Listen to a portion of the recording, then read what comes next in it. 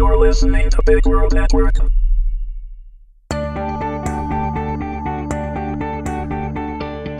Accidental Passion, Episode 9, Friends and Fakes, read by Meagan Hedin. Warning: although there is no material subject matter within that couldn't be found in any general bookstore with no age constraint, this series is rated 18 and contains adult situations and content. It is intended for mature audiences only and should not be read if you are uncomfortable with graphic sexual intimacy. Kim slipped her bra off, opened a dresser drawer, and pulled a yellow t-shirt out. She quickly slipped it over her head, acutely aware that Kevin was watching her with desire from the bed. For the last 3 nights he had tried to make love, if you called what he did making love, and for the last 3 nights Kim had been able to successfully thwart his advances. But she knew she couldn't avoid it tonight, not if she didn't want to cause an argument and raise questions she didn't really want to answer. Leaving her panties on, as if they would somehow be a deterrent, Kim climbed into her side of the bed. Since the night of their argument and the attempted abduction by Rick, of which Kevin was still unaware, he had changed dramatically. He no longer was using the nitrous oxide from the tank in the basement, at least not that she was aware of, and even more significantly, he had become obsessed with fitness and his body in an extremely shallow way. Despite the visible differences in his body, Kim found that she was even less attracted to him. Not because of the changes physically, but because of how it changed him. But she had to admit to herself, thoughts of Ryan also distracted her from her relationship with her husband, even more than how she had been convinced for years that they were only together because of the kids. Once in bed, she reached up and turned out her end table light, rolling on her side facing away from Kevin, and hoping he would just go to sleep. Kim closed her eyes and held her breath, but, as expected, she felt Kevin roll over and spoon her with his naked body. She could feel he was already hard as he pressed up against her. Silently, she sighed. At least she could control things and avoid a long, sweaty affair.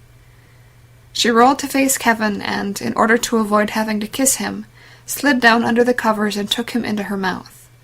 As she began to give him pleasure, she was acutely aware of the difference between his size and the larger size of Ryan. He had been so perfect, and ever since the book signing, she had thought about how he would feel inside of her, filling her. As she continued, thoughts of Ryan overpowered her. His scent, his shape and size, his eyes, his red hair, and his taste. It had been so exciting to be able to give him so much pleasure, to have that effect on him. Her thoughts of Ryan and her imagination translated to more zeal as she continued, until she became aware that Kevin was getting close. Unlike with Ryan, she did not want him to finish in her mouth, and the thought did not turn her on, so she quickly stopped and moved up his body until she was straddling his hips. Taking him in her hand and guiding him to easily slide inside her, she thought at least this way she could obtain some pleasure by being able to control the motion. As she began to slide forward and back on him, trying to get as much pleasure as possible from his limited size by sliding aft, which caused his shaft to push against her, Kim's thoughts once again drifted to Ryan. She could imagine him taking control, guiding her to the bed. She could almost feel his lips on hers as he would slowly work himself inside of her. She imagined herself surrendering to him completely. Her thoughts of Ryan were increasing her sensations and feelings, and for the first time in months, she thought she might actually reach a climax with Kevin, as she increased the speed of her movements on top of him. But, before she was able to finish, Kevin let out a loud moan, reached up and grabbed one of her breasts, an annoying habit he had when he would near completion, and climaxed. Kim was close herself and considered continuing, but he was already becoming soft inside of her and showed no interest or desire for their lovemaking to linger on. So instead, she rolled off of him and listened for his breathing to slow in the dark. When she was certain he had drifted off to sleep, she reached down between her legs and, in a matter of moments, finished herself, while holding on to thoughts of Ryan. Woods moved from the counter he was leaning against to Ryan's refrigerator, extracting another beer. Opening it, he looked back over at his friend who was perched on a counter stool. "So have you contacted Kim yet?" he asked. "No, well, not exactly." Ryan's eyes averted Woods as he answered. "Exactly what does 'not exactly' mean?" Woods chuckled. He could tell his friend was feeling a little uncomfortable. "We saw each other, but we didn't talk. Other than talking briefly at the beginning of a flight, we really haven't ever talked. And yet she feels so much of my thoughts. It's crazy." Woods laughed. "Well, the only thing stopping you is you. Call her already." "I don't know. Things are—" He paused. "What?" Woods asked impatiently. "We have a sort of game going, I guess. I'm afraid that if we actually get to know each other, it might not be everything we feel it is. This way, it continues for a while, if that makes sense." "No, not really," Woods answered honestly. "It's hard to explain," Ryan continued. "I have never felt this way about anyone, and I don't want to ruin it.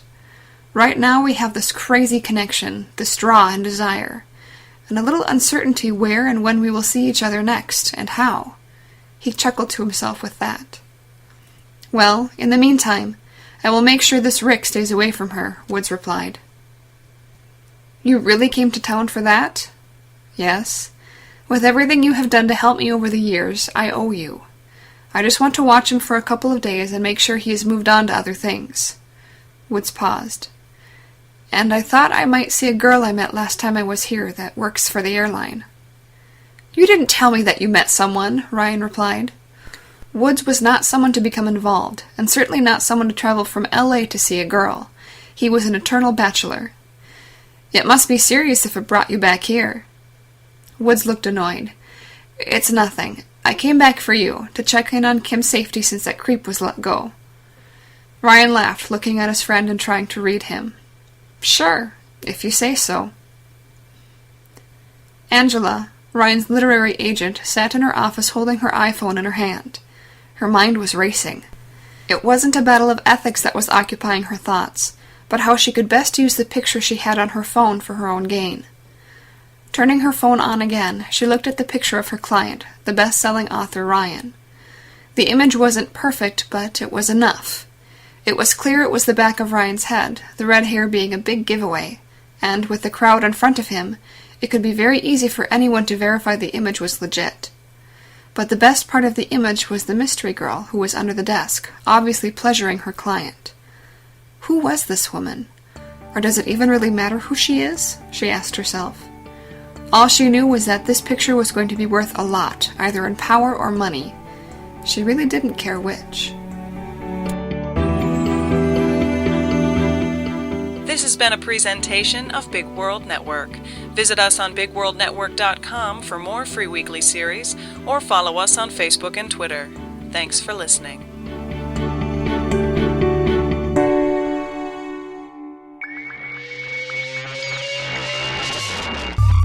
You're listening to Big World Network.